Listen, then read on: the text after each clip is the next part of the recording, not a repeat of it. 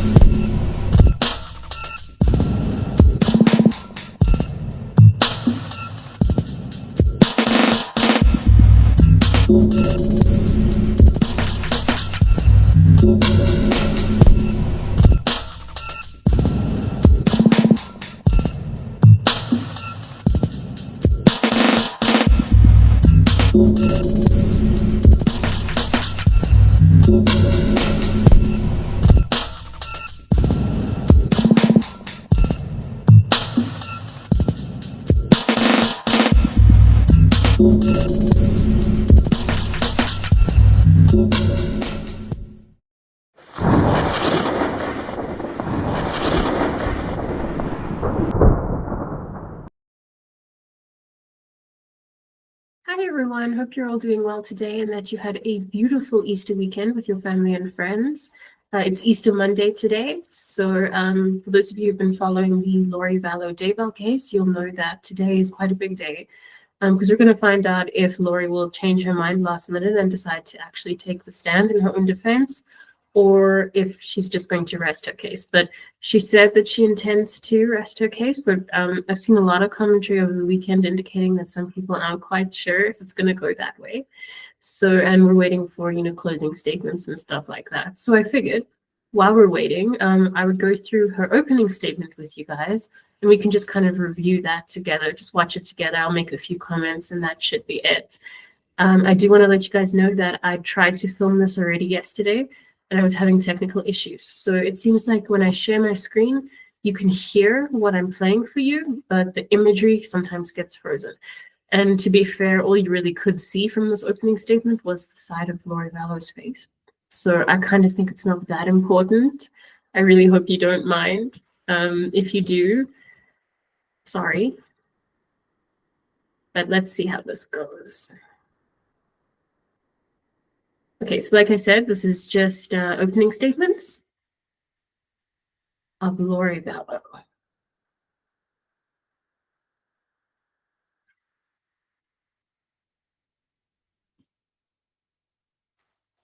Ladies and gentlemen of the jury, I have been charged with a crime, a serious crime. And the only question here is, did I commit this crime? Conspiracy. Conspiracy is an agreement between two or more people to commit a crime. Okay. There has to be an agreement. There has to be a plan. The evidence in this case will show that Charles Vallow and I got married in February 2006. It will show that it was my fourth marriage and Charles' third marriage. At that time, we each had 2 children. I had Colby, who was 9, and Tylee, who was 3. Charles had Cole, who was also 9, and Zach, who was 7. The evidence will show that our family moved from Austin, Texas to Chandler, Arizona in 2009. The evidence will show that Charles and I adopted our great nephew, JJ, who was born in 2012. It will also show that Charles and I were married for over 13 years and were raising 5 children. Evidence will show that I was a licensed cosmetologist and worked as a hairstylist for 20 years while we lived in Austin, Texas. Sorry about the technical issues, guys. I'm trying my best. I don't know why this is happening, but hopefully it'll be okay now. The evidence will show that Charles was a licensed life insurance salesman and worked as an independent contractor, selling life insurance policies and annuities, and owned his own business. The evidence will show that Charles and I purchased life insurance policies early in our marriage, and Charles had them issued to the maximum amount possible to each of us. The evidence will show that Charles was 17 years older than me, and that because of Charles' age and the issue that he had with high blood pressure, the maximum amount of life insurance that could be approved for Charles was $1 million. The maximum amount of life insurance that I could be approved for because of my age and my health was $2 million. Okay, so I'm just going to stop her there for a moment because I think it's pretty clear that what she's trying to do here basically is just normalize the idea of life insurance, right? So if the state in their opening statement already alleged that, life insurance is one of the motives for her committing this crime, she's showing that it's not actually that unusual to have life insurance. And it's even less unusual with this couple because it's what Charles did for a living, right? It was his work. So that I think is, pretty standard. But what I also find kind of interesting here, and I'm not entirely sure what it means, she compares her value in life insurance terms to Charles's value. And she basically says that in terms of life insurance, she's more valuable than Charles. And I'm not entirely sure, like I said, why she wants to do this. Initially, I thought maybe it was because a lot of people have said that she's quite self-centered, quite narcissistic. And I thought maybe that was some of it coming through, her talking about her own value in terms of life insurance. But then I also thought that there's a couple of things throughout this opening statement that you'll see where she pinpoints Charles as the one who initiated things in terms of life insurance and in terms of collecting welfare for Tylee when Tylee's father passed away when she was a teenager. So it might have something to do with that, the reason that she's kind of comparing their value. I think it's quite strange. I don't think that it makes her look good at all, because I think that it just shows, it doesn't show what she's trying to show, which is she's trying to show that life insurance is normal. I think it just shows that she's given it a lot more thought, in a way. And I know that she is, her own defense at this point. She has to give everything thought, but I don't see the point of comparing them in value. The evidence will show that throughout our 13-year marriage, that we always had life insurance policies. When a 10-year policy lapsed, Charles would shop for another company who would approve us for the maximum amount of life insurance. The evidence will show that this was Charles' job. This is what he did. I helped him in this business, and this is what he did. The evidence will show that in 2016, Charles repurchased a new $2 million life insurance policy on me, and he was the sole beneficiary. The evidence will show that Charles... Okay, so just there, I found that interesting too, because she's saying that this habit of renewing the life insurance is something that, they did kind of regularly almost. That's how she makes it sound. But then she says that it was a 10-year policy. So if they were married for 13 years, like she says, like they were, then that renewal could really only have happened once for each of them. So it's not as routine as she's making it sound to renew it. It had to have been done at least once each. And I had a happy marriage for 13 years. That he was, in fact, a baseball player, and that he played high school, college ball, and AAA ball, and that he was, in fact, a left-handed pitcher, a southpaw, they call him, but he was a right-handed batter, as could be attested to by anybody who knew Charles well and his high school baseball coach, Greg Davis.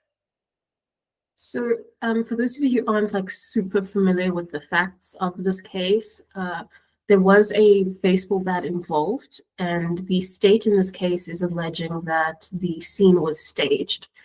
And they allege that it was staged incorrectly, that there was a mistake made in this crime scene staging because the bat was placed on the wrong side of Charles, who was actually left-handed and, according to the state, wouldn't have had it on his right side. So that's why she's bringing it up. That's why she's just trying to attack that claim. She's kind of saying, he used his right hand for this activity, and it's something that he did, and it's something that people saw him doing.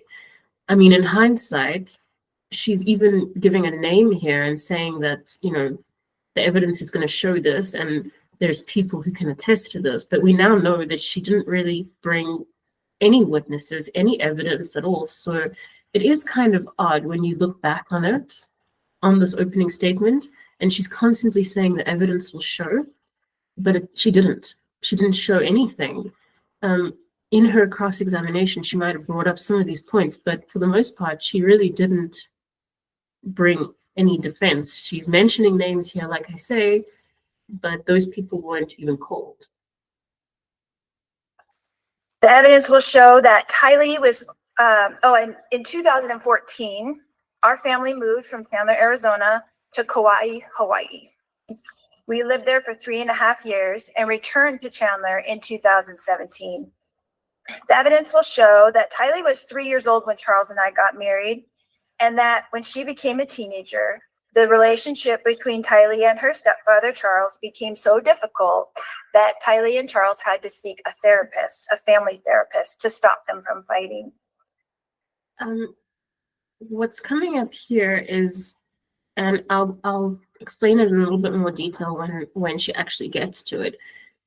She does a lot in this opening statement to kind of attack Charles as a father, not only as a person who she is alleging was, domestically violent, but she kind of almost goes for him as a parent in a lot of ways. And when those little comments come up, I'll pause it. But I do want to say, I personally believe that she's guilty of this, but when it comes to the relationship between Charles and Tylee, I don't believe that Charles was violent or a bad person or a bad parent or anything like that. But, I think, and we heard a little bit from Kay Woodcock towards the end of the trial, I think it's probably normal in that kind of a relationship where you have a step-parent and an adolescent. There can be a bit of difficulty. It's not necessarily indicative of abuse.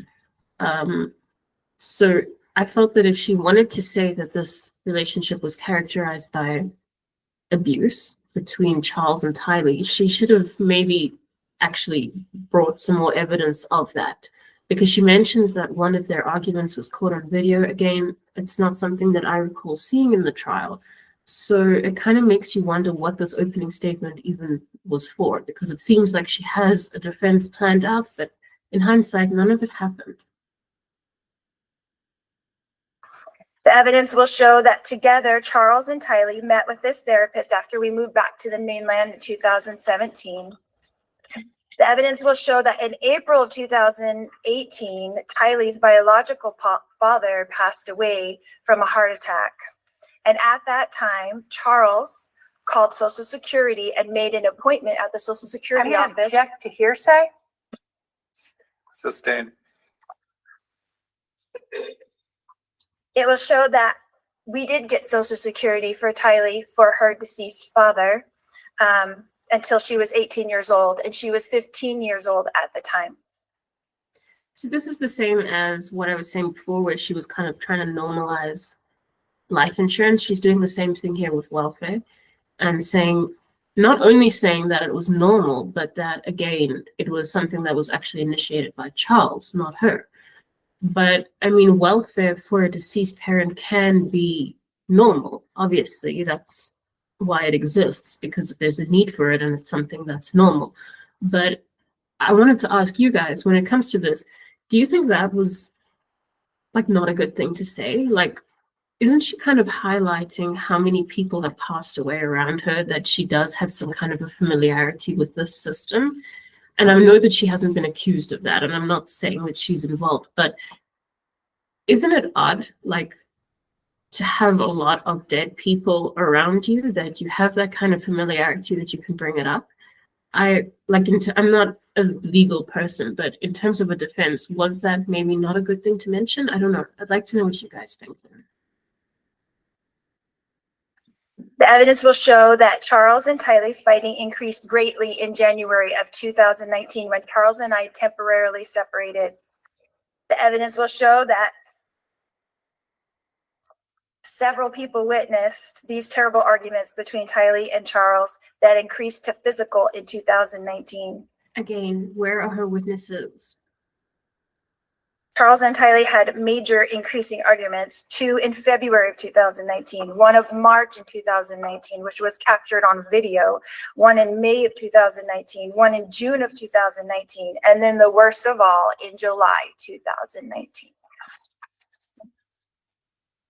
The evidence will show that in March of 2019, Charles pulled JJ out of his special school and moved him to Houston, Texas, while we were temporarily separated.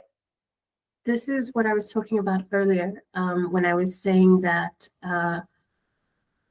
she does quite a lot in this opening statement to not only attack Charles as a parent, but then to contrast herself against him as the good parent. And when she says that Charles pulled JJ out of school, you can hear a tone with that. You can hear that she has an opinion about that. And she'll do it again when she talks about Charles leaving JJ in the running vehicle on what she calls the day in question. And I mean, if you know anything about her, and if you know anything about her previous convictions, the irony on that is like unbelievable, because like I've already said, I don't believe that Charles was abusive. I think I've watched all the body cam footage, and you know, at face value, I think he seemed like a really great person. I don't think that he was a bad parent, but there's nothing in the world that he could have done to those children that would be more harmful than what she ultimately ended up doing to them.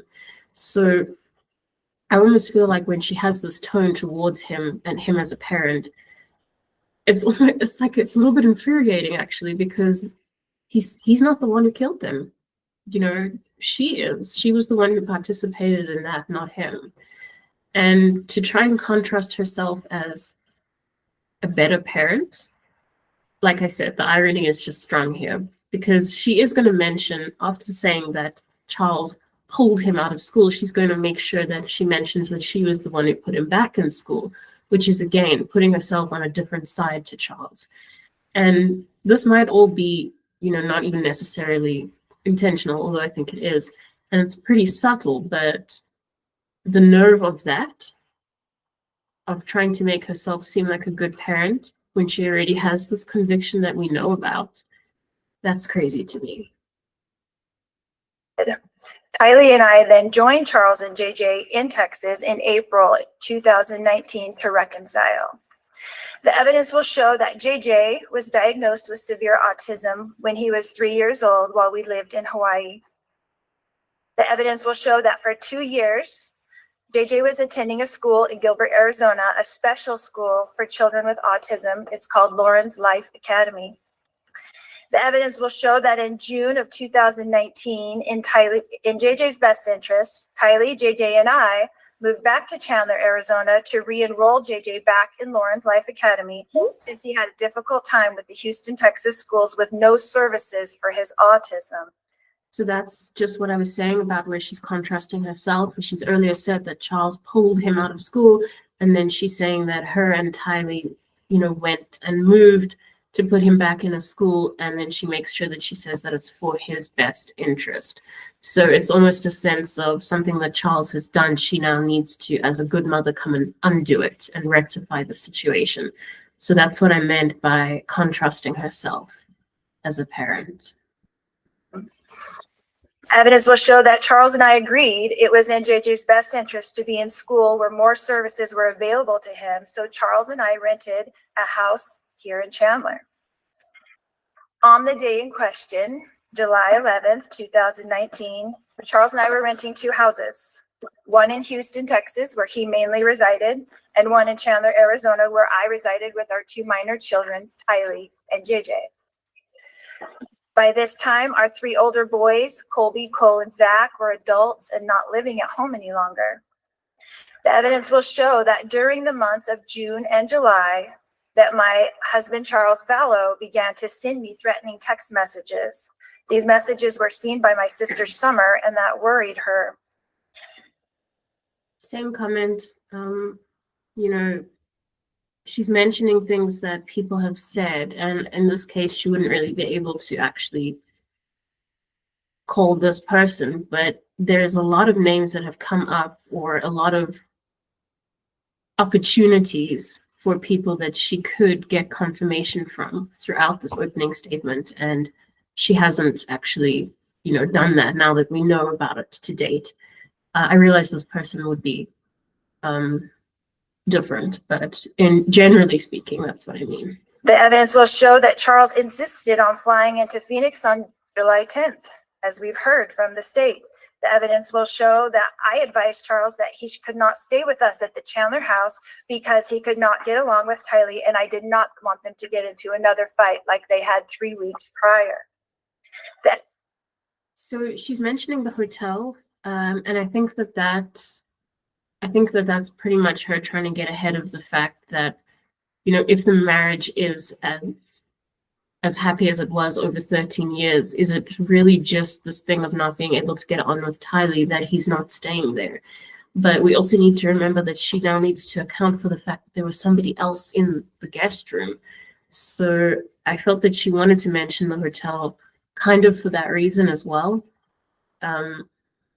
especially to make it make sense, if you will, that there was already somebody else staying there. And, if you were expecting Charles, why not just set up the guest room?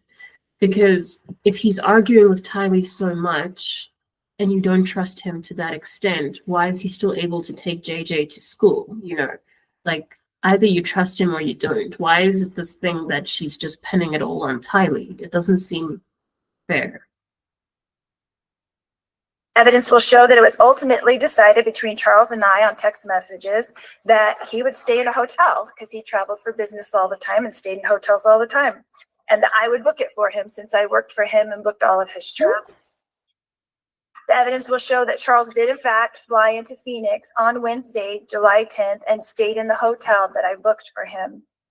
The evidence will show that Charles paid to fly my brother Adam Cox into Phoenix from Kansas on the same day, Wednesday, July 10th, 2019. If you haven't seen the testimony of Lori's other brother, Adam Cox, make sure that you watch that. Maybe we'll go through it on the channel. What is a chili chicken enchilada, guys? I just want to know. I'm actually going to look it up now. But that was, she seemed pretty offended that he didn't remember her cooking. Not very memorable. The evidence will show that Charles planned to come to our Chandler home and pick up JJ and drive him to school on Thursday morning, July 11th, 2019. The evidence will also show you that Lauren's Life Academy opens its gates at 8:25 a.m. in the morning.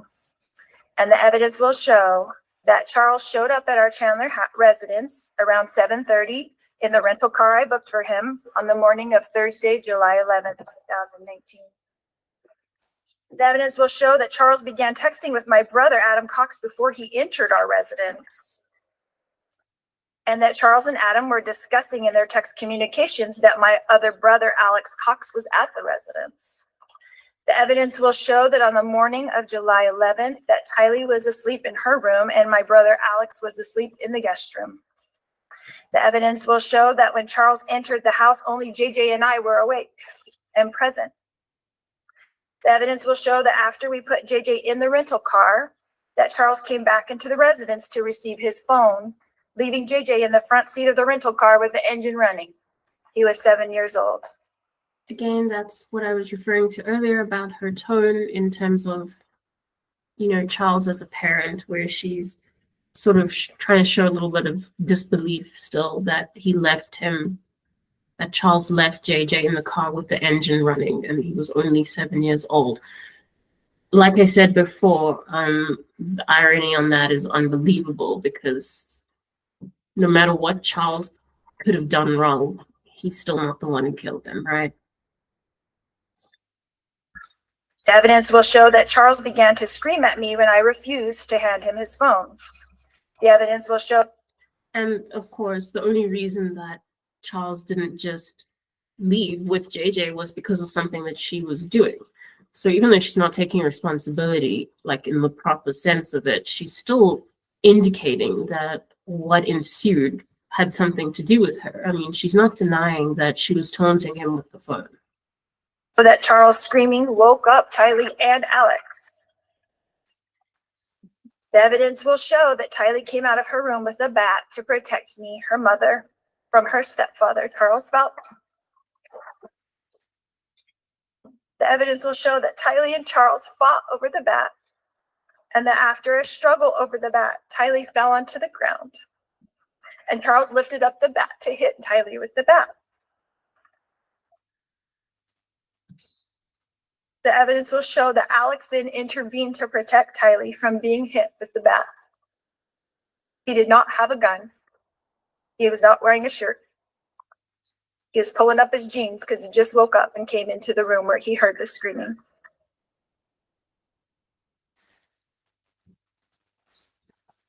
The evidence will show that Alex and Charles got into a physical struggle for the bat and fell onto the ground.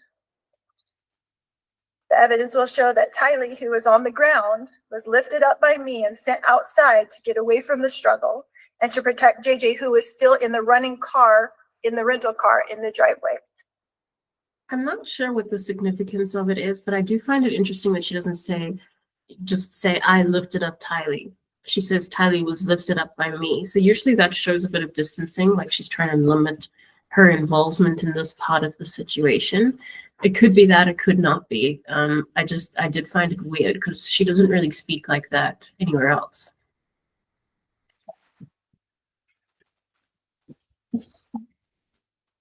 The evidence will show that after the struggle on the ground between Charles and Alex, that Charles prevailed with the bat and began to come towards me with the bat as I ran away from him into the kitchen.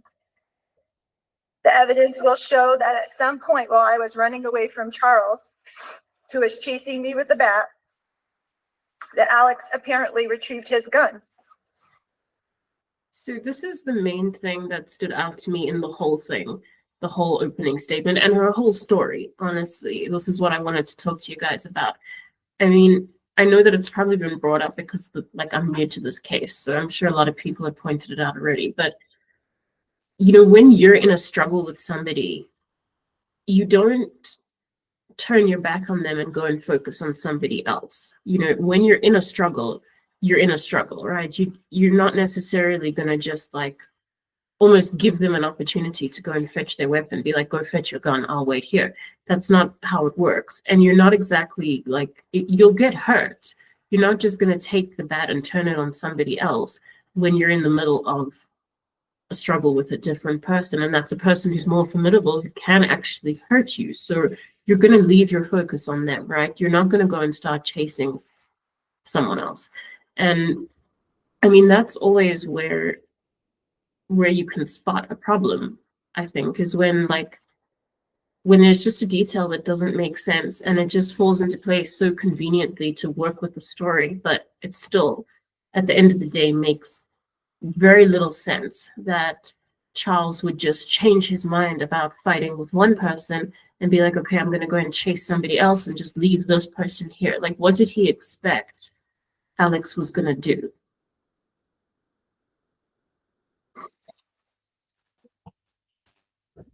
The evidence will show that I ran outside to the children and that Alex shot Charles in self-defense.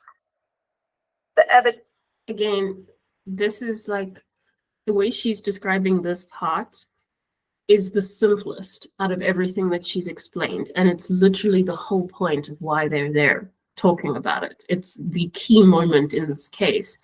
And it's coming out as just the simplest with very little detail and not much explanation as to the small details leading up to that occurrence. And it's also the moment where she just disappears.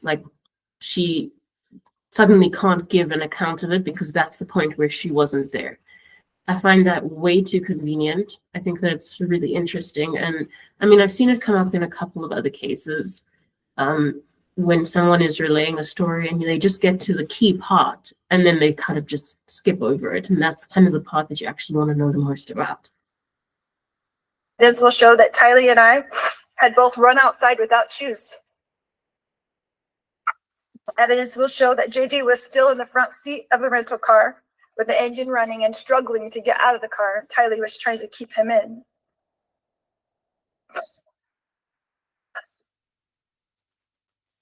The evidence will show that Tylee and I got into the rental car with JJ and drove away.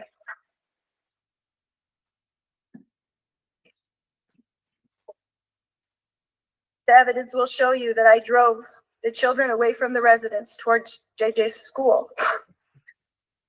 Can I grab a tissue? Yes. Does anyone like believe the crime? Just let me know.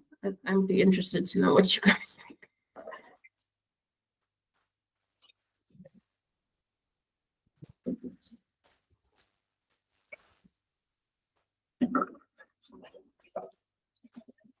The evidence will show that I drove the children through the Burger King drive-thru that Charles had promised JJ. The evidence will show that we continued to drive towards JJ's school and that the gate was not yet open at JJ's school. So we drove a block west of the school to a Walgreens where I ran in to purchase flip-flops for Tylee and myself so that we could walk JJ into school on the hot pavement.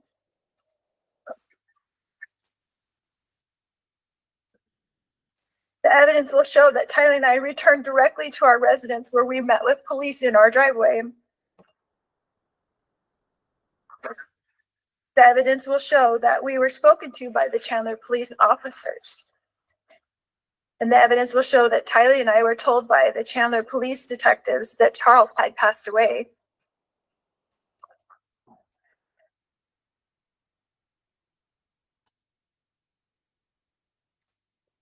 The evidence will show that we were put into a police van and driven to the Chandler Police Department.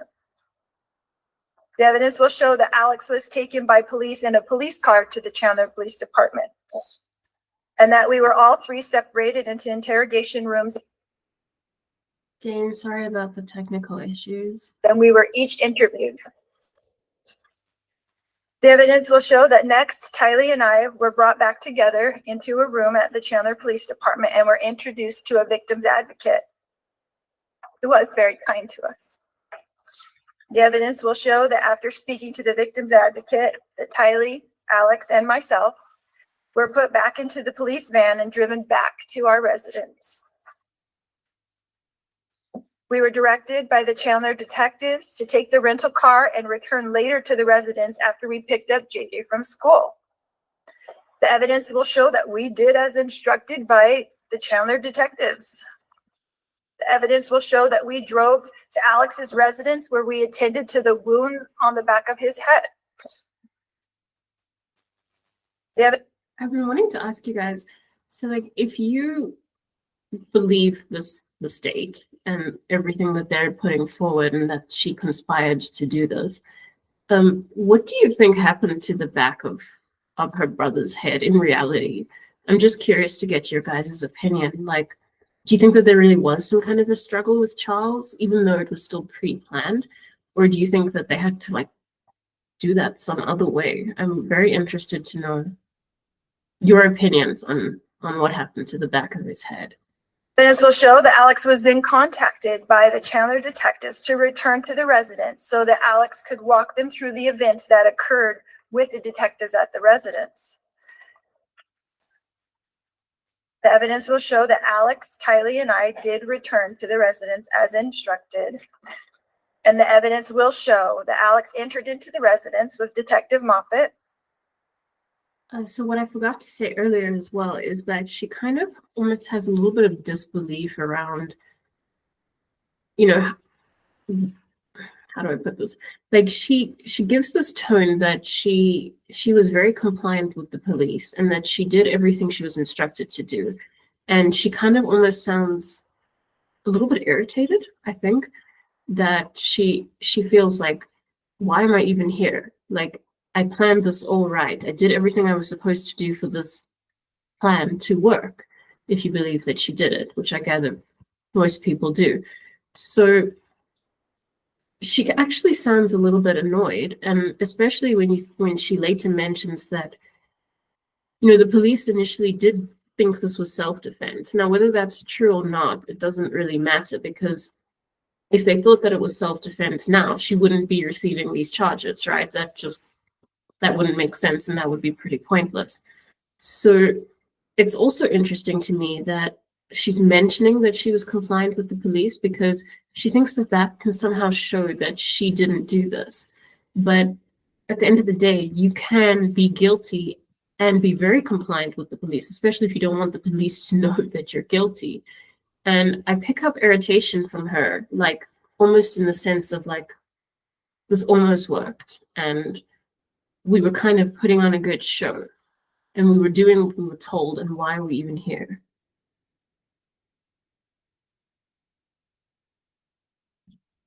But that Tylee and I were met by Detective England in the front yard. The evidence will show that at the time, Detective England asked Tylee and myself if we had Charles' cell phone. Tylee retrieved Charles' cell phone from the rental car and gave it to Detective England at 3:11 p.m. on July 11th, 2019. It's weird that they had his phone. I'm just gonna say that. It's weird that they had his phone. It's weird that they had his pen. Especially if he didn't get on with Tylee, then why was Tylee able to unlock his phone? You know. And at that time, Charles' phone was placed in the custody of Chandler police detectives.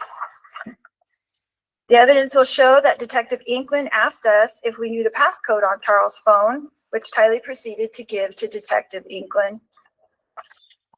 The evidence will show that Tylee and I left the residence to pick up JJ from school, while Alex remained at the residence with the detectives. The evidence will show that by the time Tylee, JJ, and I returned to the residence, that all police, EMS, CSI, and detectives were gone from the residence and only Alex remained. The evidence will show that the next day, I contacted Chandler police to inform them that Charles' belongings were still at the hotel. I asked the detective if I should go get them, and I was told that they would take care of it. The evidence will show that I asked the detectives, what should we do next? And they directed us that they would contact us in about 3 weeks after their supervisor passed off their reports, and Alex could go to the police station and retrieve his gun. The evidence will show that the last thing I heard from Chandler Police Department until June of 2021, 2 years later, when I received a grand jury indictment from them for this alleged crime. The evidence will show that Chandler Police treated this incident as self-defense. And object to that. Objection sustained. The jury should disregard that last statement. The evidence will show you that my brother, Alex Cox, passed away on December 12th, 2019, almost exactly 5 months to the day after Charles, my husband, passed away. The evidence will show that Alex passed away from a blood clot in his lung. Once again, I know that she's not accused of that, and they're saying that it's a blood clot in his lung and all of that, but there's a lot of people who've died around her, and there's nobody else from that day who's still around. I mean, just think about that. Objection. And I'll sustain the objection. It's not relevant for this matter. The evidence will show you that I am the only person being charged with this crime. I would object to the relevance of that. Sustained. As the state has mentioned, they are alleging that insurance money was my motive. Social Security was my motive. Spouses having insurance policies is not a crime. Collecting Social Security is not a crime. Self-defense is not a crime. A family tragedy is not a crime. It's a tragedy. Thank you. Okay, so, and on that end note, I would say that a family tragedy can be a crime. I don't think that this is a family tragedy, but it most certainly could be. That's not really out of the realm of possibility. But yeah, that's all I wanted to go through with you guys today. Please let me know what you think, and any opinion that you guys have on this video of hers. I'd love to know what you think, and we will wait for the rest of today to see what happens with this. Maybe I will post an update or some more content on this. We'll see how it goes. I want to just make sure that I'm also covering the latest Idaho 4 updates, because there've been a lot of documents. Okay, I hope that everybody has a beautiful day further, and thank you so much for watching. Bye-bye.